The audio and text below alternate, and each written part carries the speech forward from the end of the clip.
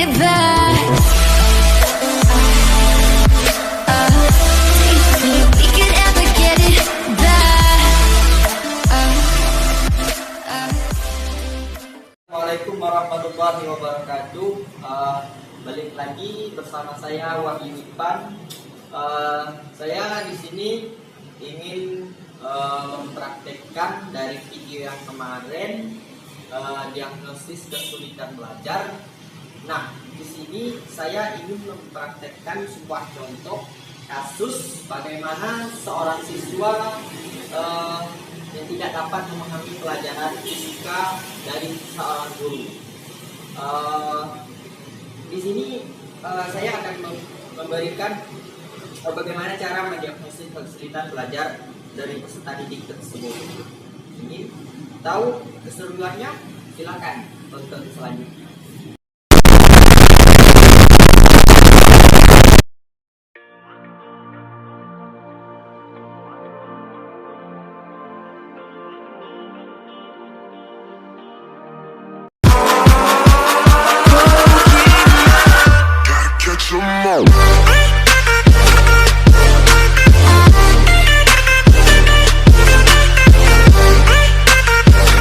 Selamat pagi anak-anak semua.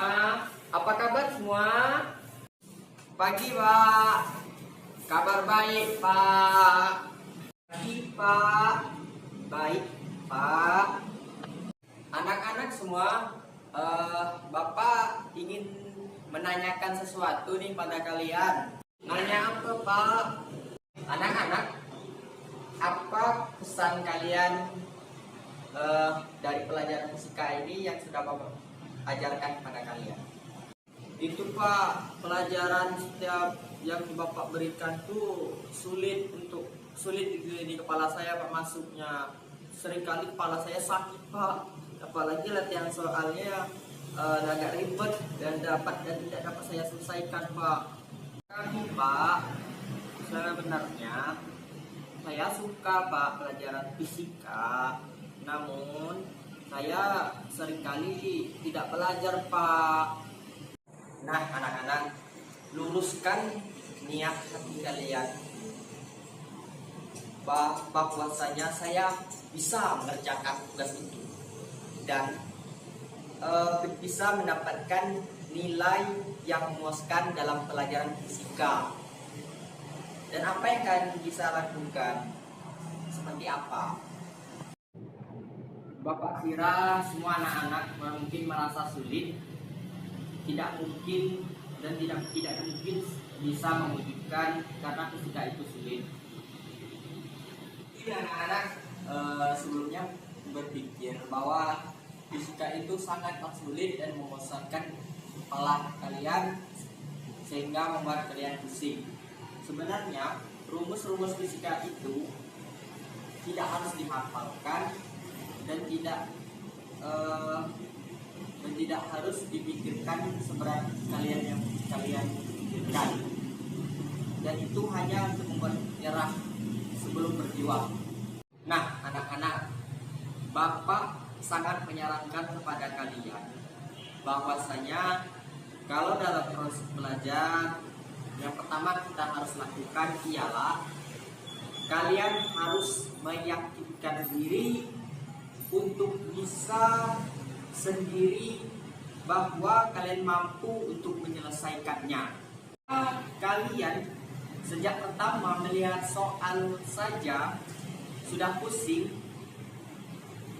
sulit apalagi nyerah secara tidak kalian sadari, otak kalian pasti menolak untuk proses berpikir. Cara berikutnya adalah sering-seringlah kalian mengerjakan soal-soal fisika secara bertahap, dan semakin kalian belajar, semakin berpengalaman dalam belajar, akan membuat otak kalian lebih maksimal dalam berpikir. So, practice make perfect. Yang terakhir anak-anak, kalian harus ingat ini yang terakhir, bahwasanya rumus itu harus dipahami alurnya. bukan untuk dihafalkan. Garis bawahi dihafalkan, no, tidak dihafalkan. Karena ketika kita paham saja dengan rumus itu, maka kita akan hafal dengan sendirinya rumus yang kita akan pelajari. Jadi kalau saya sih Pak, karena tidak memahami pelajaran dengan rumus itu, karena saya tidak memahami alur dari rumus itu Pak, begitu Pak. Jadi anak-anak yang terpenting itu, kita harus lagi mau untuk berubah dan untuk lebih giat lagi dalam belajar. Karena waktu itu belum terlambat, dan jangan lupa untuk selalu berdoa. Betul ya Pak. Jadi saya mengerti, jadi sugesti juga dapat mempengaruhi belajar saya ya Pak ya.